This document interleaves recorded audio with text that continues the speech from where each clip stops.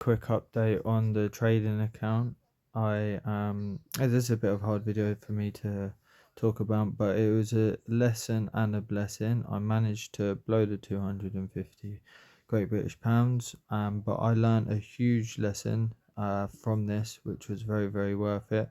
I will show you on Bitcoin, which was, let me load it.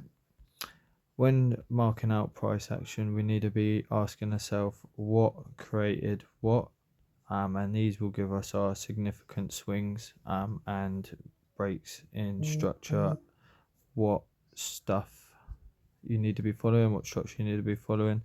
As you can see, you can follow price and you can see what created each swing comfortably. This is a huge key to trading ICC. I will be reloading the account and you will be able to continue to see my journey.